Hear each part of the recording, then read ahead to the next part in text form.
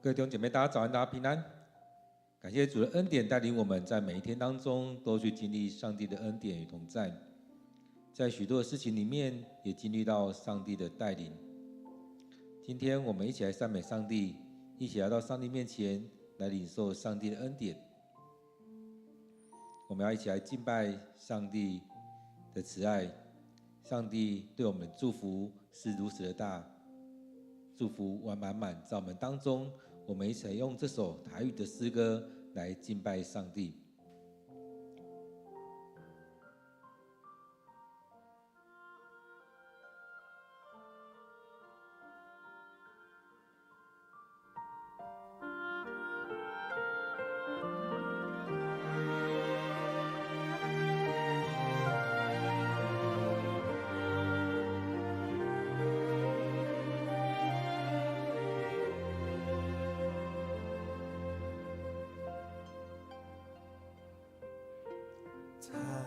中的白灵丝，无欠缺什么；山顶的百合花，春天献芳味。总是全能的上帝，为你受事真福气，予地就花的假使，献出疼痛的根基。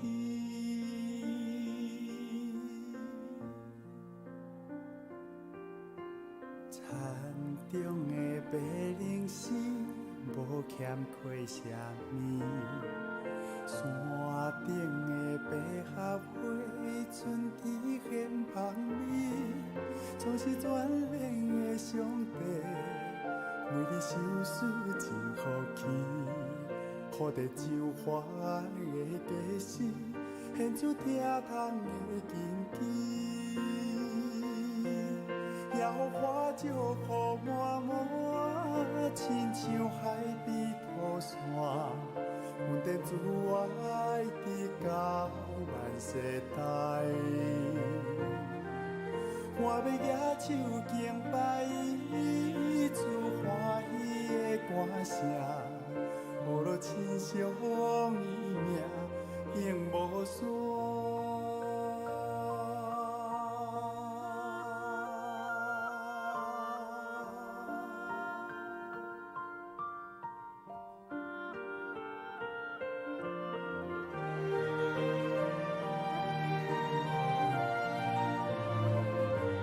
边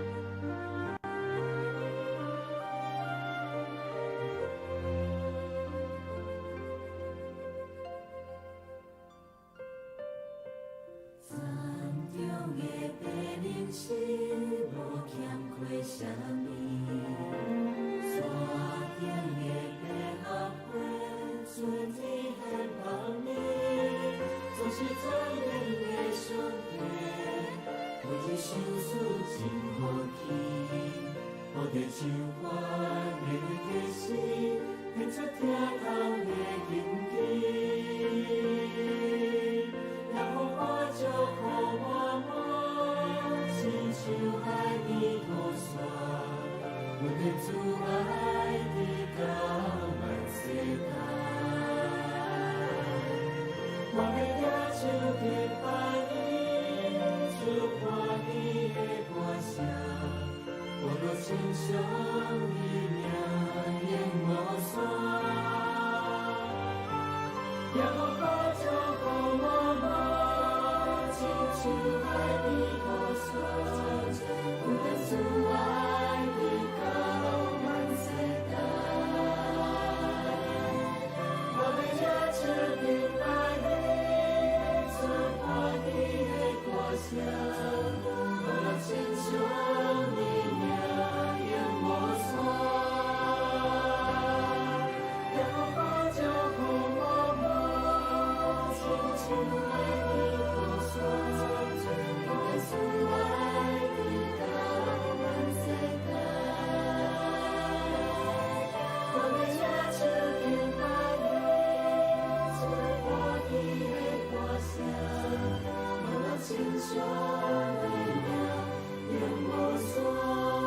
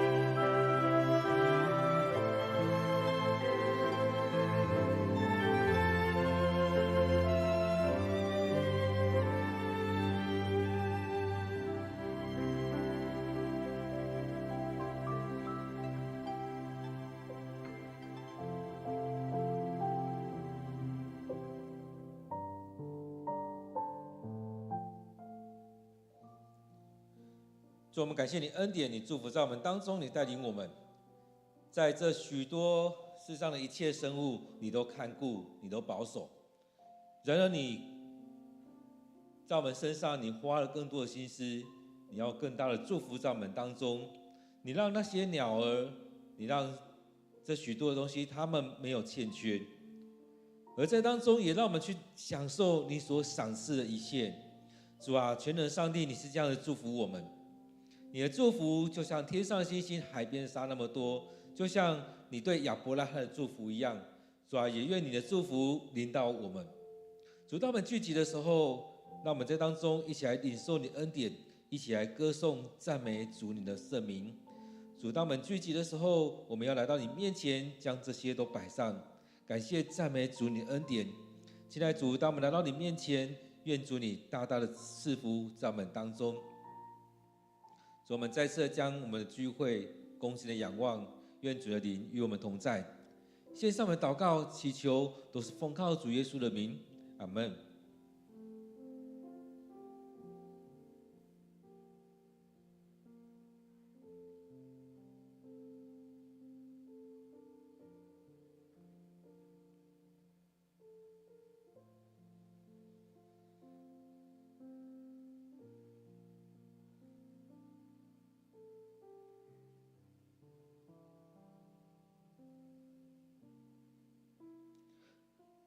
各位弟兄姊妹，大家早安，大家平安。今天4月12日，让我们一起来读《列王纪上》第4章第20节到第34节。《列王纪上》第4章第20节到第34节。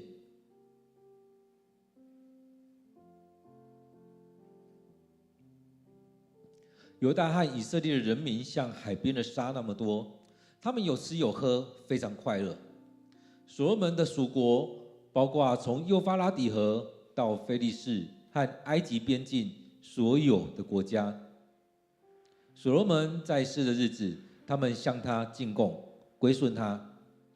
所罗门每天需用5000公升细面粉，10000公升粗面粉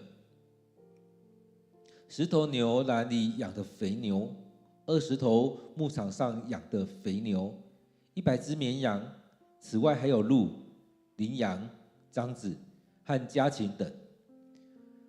所罗门统治幼发拉底河以西所有的土地，从幼发拉底河的提佛萨一直到最西边的加萨城，所有幼发拉底河以西的国王都归顺他，他也跟邻国和平相处。他在世的时候，全犹大和以色列人民都过着太平的日子。每家从最北边的但到最南边的别是巴，都有自己的葡萄树和无花果树。所罗门的马厩里有4万匹拖战车的马和12000匹骑兵的马。他的12个地区总督各自按月负责供应所罗门王和王宫里所需要的食物，从来没有缺少。每个地区总督也供应分内应缴的大麦和甘草给需要的地方，来喂养战马和劳作的牲口。上帝赐给所罗门非凡的智慧、洞察力和无比的理解力。所罗门的智慧超过东方和埃及人的智慧，他比万人都有智慧，胜过以斯拉人以探、马赫的儿子希曼、雅各、达大等哲人。他的名声传到四周各国。他做了3000句箴言和1005首诗歌。他讲论树木花草，从黎巴嫩的香柏树到墙上长着的牛膝草，又谈论各种飞禽走兽、爬虫和鱼类。世界各国的王听到他的智慧，都派人去聆听他智慧的话。我们今天读的经文在列王纪上第4章第20节到第34节。那我们再用一点时间来读今天的经文，来默想今天的经文。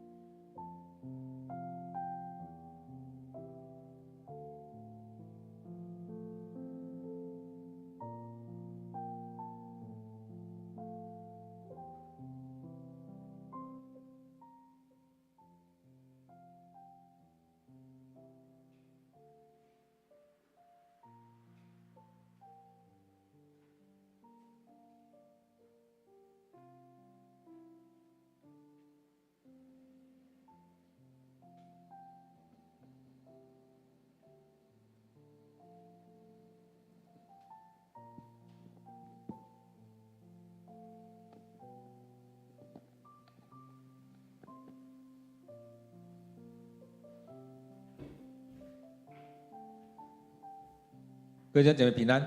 当我们在读这些经文的时候，也常常让我们去思想，当一个人怎么做的时候，上帝会祝福他。其实在所罗门开始做王的时候，其实他爸爸就开始教导他要顺从上帝，要照着上帝的心意，照着上帝的旨意来做。所以当中我们看到，当他这样做的时候，我们就会看到第1章、第2章、第3章、第4章很特别。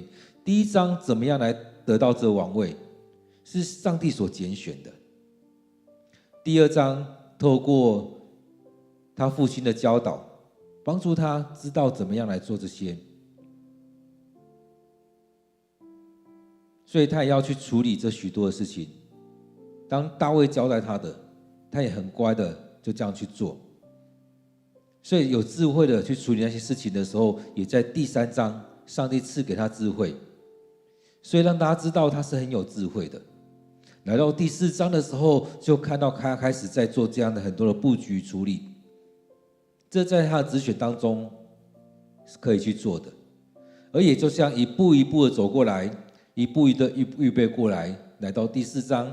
所以在看到说他坐了这个位置的时候，他当了这个王的时候，上帝把这个位置给他，他的爸爸也这样劝勉他，他也照这样做。所以我们看到这许多事情就是如此，把这个位置给他，他愿意这样顺服，而且把这些人都处理掉了。来到第3章的时候，他也很有智慧的去处理他该处理的。上帝赐给他智慧，也展现在那2个妇女的身上。第4章看到说，他把这些人都摆在该有的位置，该离开的离开，该进来的进来。在他宫廷，在王宫里面的这些人，然后散出去的这12个地区的这些总督。所以当中我们看到交出去，给这许多人去做这样的事情。所以接着这边讲到说，犹大和以色列人民像海边的沙那么多，他们有吃有喝，非常快乐。所以当中我们看到第1句，他在讲什么？犹大和以色列人民像海边的沙那么多。这句话有没有听到？感觉以前有读过，在创世纪的时候有出现这样的字。当上帝要祝福亚伯拉罕的时候，有讲到说，你抬头看天上的星星，你能够数得了吗？上帝也就跟亚伯拉罕说，我要对你的祝福就是如此，让你的孩子像天上的星星，像海边的沙那么多。而这边我们看到这里这句话，也可以说在回应上帝的祝福，上帝对亚伯拉罕的祝福。犹大和以色列都是亚伯拉罕的后代。所以讲后代的时候，在讲的就是以撒之后的这一些，而不是以实玛利那边。虽然以实玛利他的其他太太所生的都是亚伯拉罕的儿子的孩子，都是亚伯拉罕的孩子，但是更重要的是在讲以撒下来这一些。所以也就是在讲现在所记载的犹大和以色列人民。所以这边讲到说，犹大和以色列的人民像海边的沙那么多，所以非常的多。当出埃及的时候，至少60万，至少100万人出埃及，所以是非常多的人。所以我们看到上帝的祝福确实就在这当中了。在出埃及的那一刻，就可以看得到，这就是上帝对亚伯拉罕的应允了。当他们进到迦南地，这就是上帝对亚伯拉罕说的，时候还没到，而在那时候确实就赐给他们了。这边讲到说，他们有吃有喝，非常快乐。其实人民就是如此，有吃有喝就非常快乐。我们也常常是如此，有吃有喝有得玩就好了。但是我们常常忘记了上帝。所以在当中我们看到，在这里面在讲到就是满足于我们生理的需求而已。有吃有喝，非常快乐。我们常是这样子，到一个地方有吃有喝，非常快乐。而在教会里面，我们需要只是这样子吗？还是我们不只有吃有喝，我们还需要领受上帝的恩典，需要上帝的恩典在我们当中。我们要领受上帝的话，上帝的带领，上帝的诫命，我们要遵守。而在当中，我们看到这一句话，就是上帝的祝福，上帝对亚伯拉罕的祝福，上帝对大卫、对所罗门的祝福，让犹大和以色列的人民像海边的沙那么多，而且他们能够有吃有喝，能够非常快乐。这样的情况对照于出埃及记那时候就不一样咯。在出埃及记里面所记载的是，那时候的王不认识约瑟，他们害怕这些人非常的多，如果起来造反，如果勾结其他的国家，那我们怎么办？所以去虐待他们，去压迫他们。他们虽然能有得吃有得喝，但是他们过着非常的痛苦，他们向上帝来哀求。所以我们看到圣经里面很多地方所记载的会有点不一样，它的用词，它所表达出来的有点不一样。所以在这边讲到说非常的多，他们有吃有喝，非常快乐，对照出埃及记里面讲的就不一样。所以这当中今天的经文在呈现的是一个，在所罗门的手中，这个国家是一个太平盛世，是一个安居乐业的时代。所以当他这样布局完，把这些人都散出去之后，他们管理好这一些。接着再讲所罗门的属国，其实属国也不尽然包含在他手上的，而是这一些国家，他周遭的这些国家都归顺他。所以包括从幼发拉底河到非利士和埃及边境所有的国家，从幼发拉底河一直下来到非利士到埃及，这所有的国家，所以包含以色列跟犹大以及其他国家都归顺他。所以所罗门在世的日子，他们向他进贡，归顺他。其实在当中，也就是保持着以色列跟犹大这两个领土，以及其他的他就没有再打仗了。在他手上没什么战争，最主要战争就已经在大卫手上打得差不多了。而他国势强的时候，人家也不想要跟他有任何战争，所以都用通婚的，所以都用很多的外交的方式，所以能够用外交的方式处理完，就不用打仗了。所以前面在第1章、第2章那边才会记载到说，所罗门他娶了埃及王的女儿。所以当中我们看到，就是用这样的方式，连埃及都要跟所罗门打好这样的关系，把女儿嫁给他。所以这边讲到说，所罗门在世的日子，他们向他进贡，归顺他。在他统治、在他治理以色列跟以色列跟犹大的这40年，他们都向他进贡，归顺他。后续的日子不晓得，至少这40年是如此。这边讲到说，所罗门每天所需用的5000公升的细面粉，10000公升的粗面粉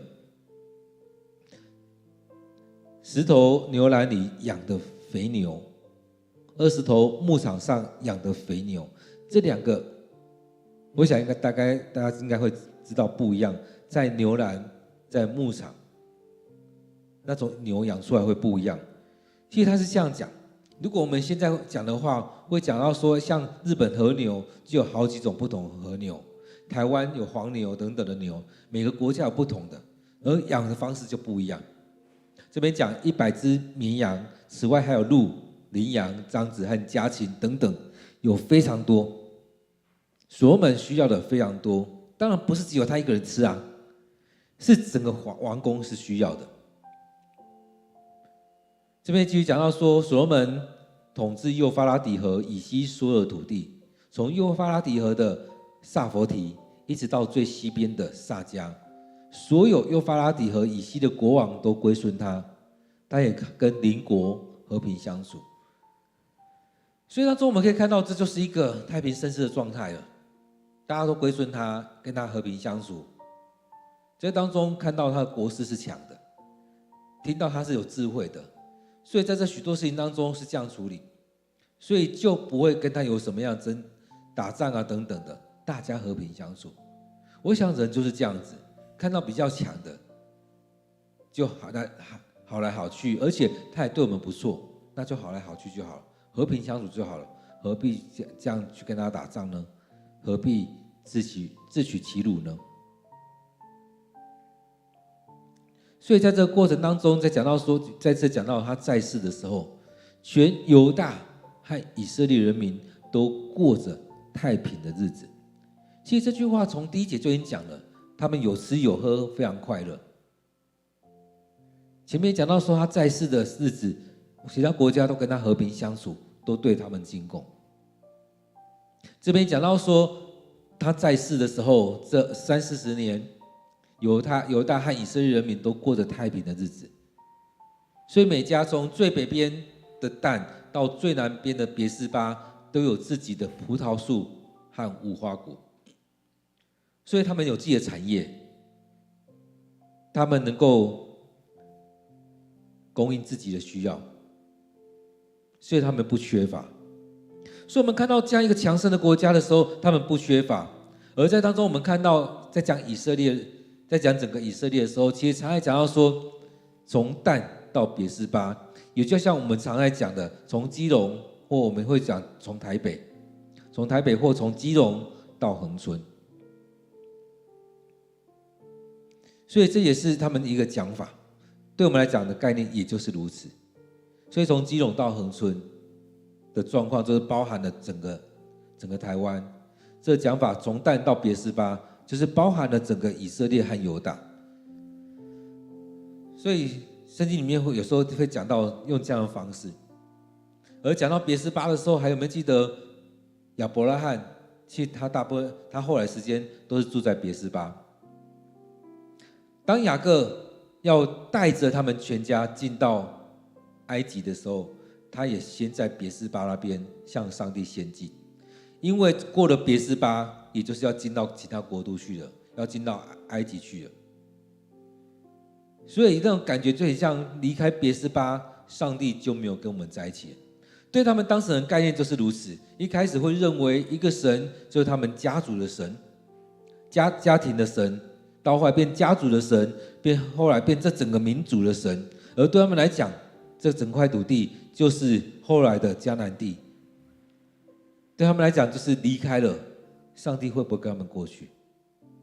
所以上帝在那时候才跟他们说，在创世纪那边有记载，跟雅各说，你去到那边，我也会跟着你去到那边。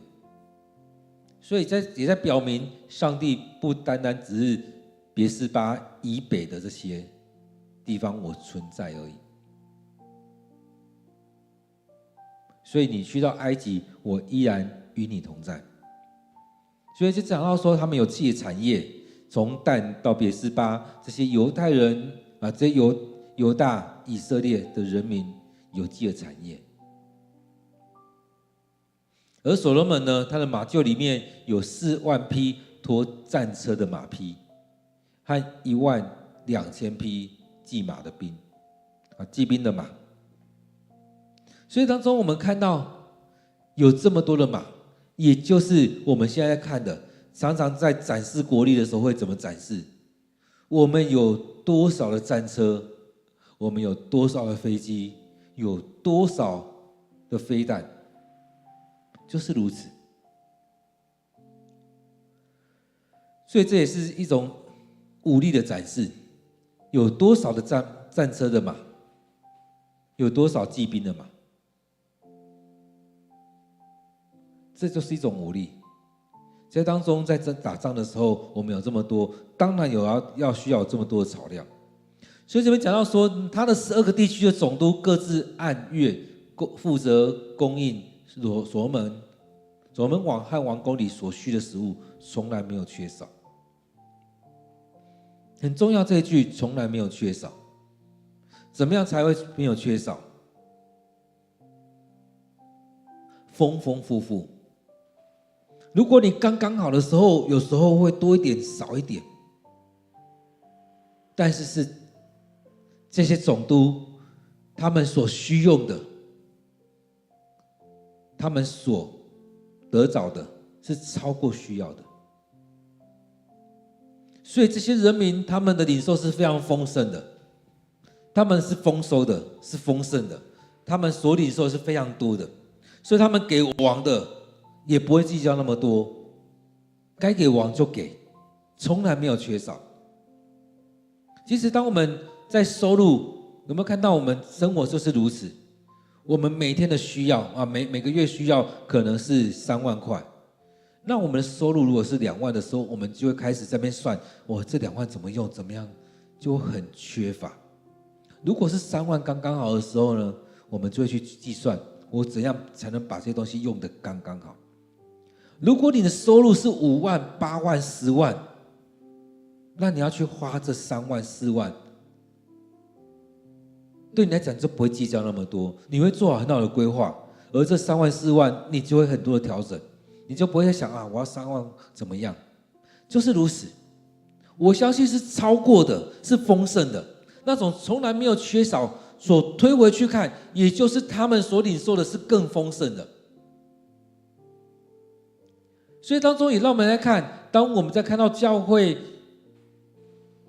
这些东西的时候，很多人说啊，我的奉献是多少？很多人说我纳的税是多少？对国家纳的税是多少？在当中，当你纳税的时候，你觉得不痛不痒，你觉得没有太多的感觉的时候，那就是你的收入已经远远超过你要去支付的，不管是11奉献、感恩奉献、节期奉献，然后国家的这些税，对你来讲已经没有太大的感觉，也就是你的收入是远超过这些，你的收入是丰盛的。但是如果大概那个差不多的时候，你就会觉得哇，税很多哎，如果可以缴少一点，奉献可以缴少一点，怎么可以少一点？那我的生活可以好一点。当然，如果你的收入低于你的支出的时候，你就会觉得一定要这样吗？所以从这当中来看，从来没有缺少，也就是这12地区的人民，他们的收入远超过，应该说是超过他们的支出的，也包含要给王的需要的这些东西。所以我们看到这样一个太平盛世，在他们当中，他们所领受的也是丰富的。所以在这里面，我们看到每个地区总督也供应分内银角的大麦和干草给需要的地方。那些战马、那些牛羊什么需要的，他们都可以供应。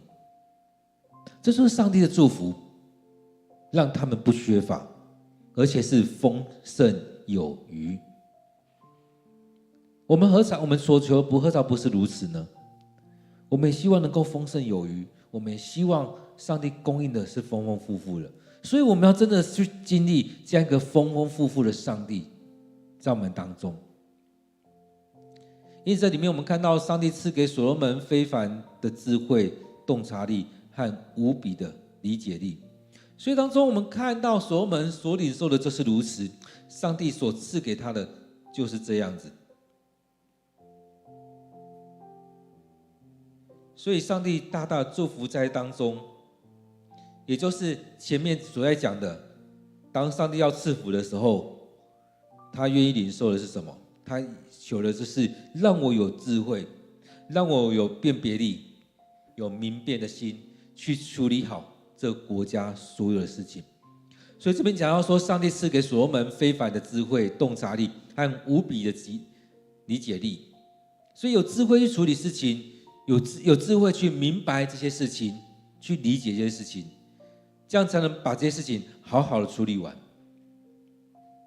而他所展现出来的，超过东方人、埃及人的智慧。所以在那当中，我们都知道，其实那时候的文明，大概就是东方的文明跟埃及的，而东方可能就是中国跟印度。这些文明在当中，这边提到说，所罗门胜过中国，胜过印度，胜过埃及人的智慧。所以这样智慧是哪边来的？上帝赐给他的，并不是我多厉害，而是上帝把这样智慧赐给他，这是一个特别的恩赐。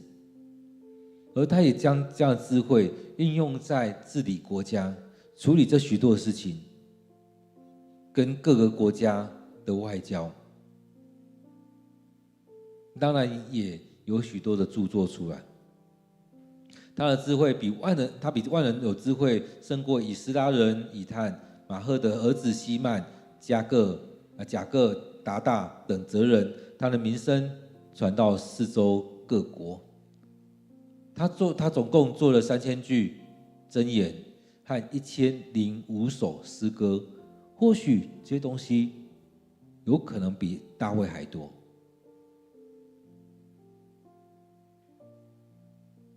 他讲论树木花草，从黎巴嫩的香柏树到树上的长着的牛膝草，又谈论各种飞禽走兽、爬虫和鱼类。所以从那最贵的东西到最平民的东西，他都可以讲论。从天上飞的、水里游的、路上爬的，他都懂。所以这也是中国人在讲的上知天文下知地理。所以这当中的智慧是从上帝而来，而在当中他懂得非常多，懂得非常多。所以在当中我们看到这就是如此，他所展现出来的。所以他的爸爸打下天下，他守住这个，让他展现的更好，而且真的治理的非常的好，让这个国家丰盛有余。因此世界各国的王听到他的智慧，都派人去聆听他智慧的话。这从以前到现在都是如此，在哪个地方兴盛的时候，就会有很多留学生去那边。像我们现在还是有很多人会去日本，会去美国、欧洲等等国家去留学。像以前中国很兴盛的时候，就可能会有其他国家的，会有韩国的、日本的，然后东南亚的去那边留学。所以在唐朝的时候，在明朝的时候，在许多时候会有这样的人过到中国去。而当日本兴盛的时候呢，有很多人去那边去学习他们的工业。所以一般我们在讲到说工业很强的，都会想到德国，想到日本，精密工业可能会想到瑞士，但现在可能有一些洗牌了，会很不一样。而在当中，我们看到台湾有很多的产业也很发展得很好，也包含了医疗，所以有很多国家的一些状况也会到台湾来。所以当中互相的学习，所以当中我们看到以前的状况是那样子。所以在所罗门在兴盛的时候，国王可能没有办法亲自去那边，所以他派了一些人去那边听他智慧的话，也去学习他怎么样来治理国家。所以在这里面，让我们看到所罗门在当中也是前面布局好那些之后，后续我们看到了从20节讲到说，在以色列和犹大的人民就像海边的沙一样，这所带出来就是上帝的祝福已经应允了。上帝对亚伯拉罕祝福已经应允了，而在当中接下来所说的就是上帝怎么样祝福在所罗门，祝福在以色列和犹大，让他们不缺乏，也让他们很心甘情愿的，他们很能够这样去供应给王和王宫的需要。这就是领受这许多的丰盛在当中，许多恩典与祝福在他们当中。而所罗门一直在展现出来的，就是一个有智慧的国王，他怎么样来治理国家？他能够讲出那些很有智慧的话，他能够处理很多事情，用很有智慧的去处理这些，而且把这国家带领得很好，也让这国家很兴盛，在军力当中很兴盛，在人民当中的生活也很兴旺。所以很强盛，很丰盛，很丰富，不缺乏。因为上帝也祝福在我们当中，让我们领受这些。但是很重要的是，我们要聆听上帝的话。这边在讲到说，去听他智慧的话，这些智慧话怎么样？从上帝而来。所以领受上帝的智慧，也是领受上帝的话语在当中。有许多人来，他就跟他们分享。我们是不是也是如此？领受从上帝而来的话语，然后能够有很多机会的话，就跟许多人来分享。弟兄姐妹，你愿意这样做吗？你渴望被上帝祝福吗？你渴望上帝的丰盛来临到你吗？你渴望这许多的祝福来临到你吗？让上帝的话语与你同在，而且要领受上帝的话语。让我们有一点时间，我们来回想今天的经文，今天上帝要对你说的话。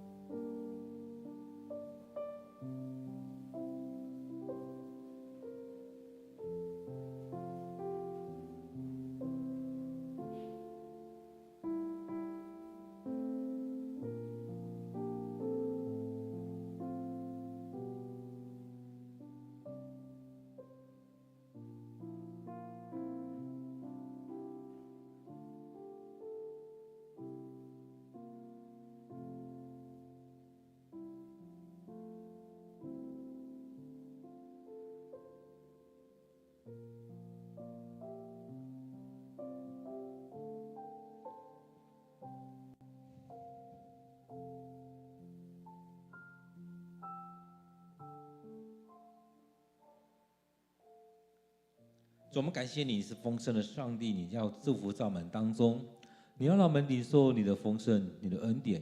亲爱的主，当我们来到你面前，也愿主你与我们同在，帮助我们的眼光不再只是看到眼前的困难，而是看到你的祝福。让我们所看到的是你对我们的应许，就像以色列人他们经历了亚伯拉罕的应许，你对上他的祝福，要将牛奶与蜜之地赐福给他们，要让他们人口非常的多，就像天上的星星、海边的沙一样多。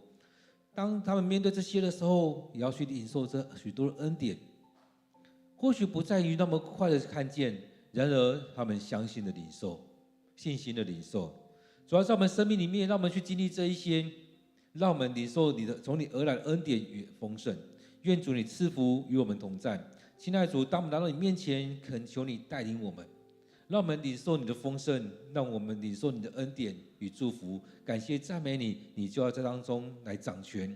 亲爱的主，当我们来到你面前，我们愿意将自己摆上，也愿我们所看见的能够领受这么大的恩典。让我们就像这些人民一样，虽然我们觉得我们所要的非常简单，就是有吃有喝，非常快乐。然而也让我们看到，我们能够供应给上帝的需要，而这些需要不仅仅是上帝的需要，而是在当中这样的供应，也让我们看到我们所领受的这许多的恩典与祝福。那我们也领受从你而来的这些丰丰富富的祝福，就在我们当中。亲爱的主，愿主你与我们同在，帮助我们，让我们在这许多事情里面去经历主你的恩典。让我们依靠你，让我们照着主你的心意来做。就像那时候大卫向所罗门说的一样，也让我们学习这样子顺服在主你面前。感谢主你的恩典。主，我们要将今天的聚会仰望在主你手中，愿你悦纳我们所摆上的。感谢主，我们将祷告祈求都奉靠主耶稣的名，阿们。愿我们每天都能够来到上帝面前，来领受上帝的恩典、上帝的话语。愿上帝赐福你。